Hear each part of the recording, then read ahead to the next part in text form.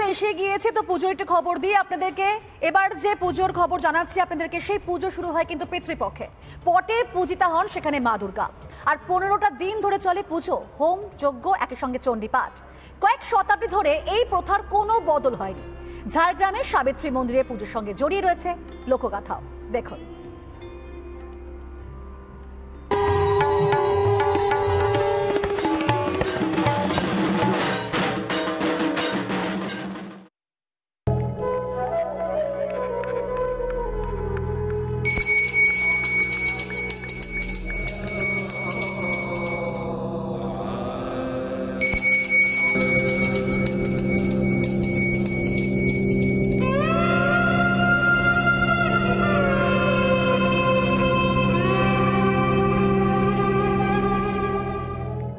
ঝাড়গ্রাম রাজবাড়ি থেকে কিছুটা দূরেই রয়েছে সাবিত্রী মন্দির।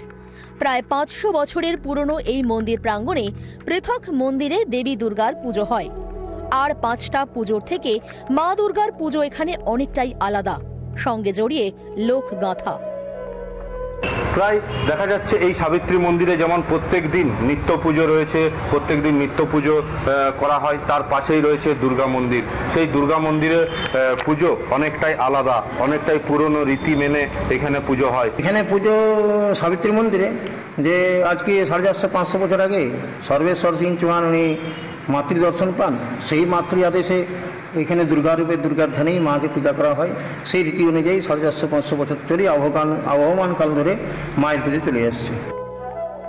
মা সাবিত্রীরই আর এক রূপ দেবী দুর্গা। তাই দুর্গা পুজোর দিনগুলো এখানে ধুমধাম করে পুজো হয়। তবে সেটাও বৈচিত্র্যপূর্ণ। নেই প্রতিমা, পটে পূজিতা হন দেবী। পুজো শুরু হয়ে যায় পিতৃপক্ষেই। এই রীতাষ্টমী থেকে শুরু হয়ে যায় পূজা। আমাদের যে বিশুদ্ধ সিদ্ধান্ত যে পঞ্জিকা আছে, বৃহন্নন্দিকেশ্বর যে পুরাণ আছে, সেই পুরাণ মতে মায়ের দুর্গার এখানে পূজা হয়। নিত্য হোম যজ্ঞ, আমাদের চণ্ডীপাঠ, হোম যজ্ঞ, দেবীকে পূজা করানো হয়। প্রতিদিন মায়ের অন্নপ্রসাদ দেওয়া হয়। যেহেতু দুর্গা পূজাটা তন্ত্র মতেই হয়, যেহেতু শাক বড়ি হয়, মাকে এখানে আর মাংস প্রসাদ দেওয়া হয় না। শুধু ঝাড়গ্রাম নয়, অবিভক্ত মেদিনীপুর জেলার পার্শ্ববর্তী ঝাড়খণ্ড ও উড়িষ্যা থেকে বহু মানুষ রাজবাড়ির পুজো দেখতে আসেন। সেই সঙ্গেই বছর ভর সাবিত্রী মন্দিরে পুজো দিতে আসেন ভক্তরা। বাংলা, বিহার, উড়িষ্যার চারদিক থেকে আসে, দূর দূরান্ত প্রত্যেকদিন নিত্য পুজো, প্রত্যেকদিন নিত্য পূজা। হ্যাঁ, প্রায় আসি। আমার অনেক সমস্যা এখান থেকে দূর হয়েছে। আমি এসে মাকে জানিয়েছি হয়েছে। আমি কেন, ঝাড়গ্রামে অনেক লোক এখানে এসে করে পুজো দিয়েছেন, বা দূর দূরান্ত থেকেও লোক আসেন, তারা পুজো দেন, এখানে মনস্কামনা পূর্ণ হয়।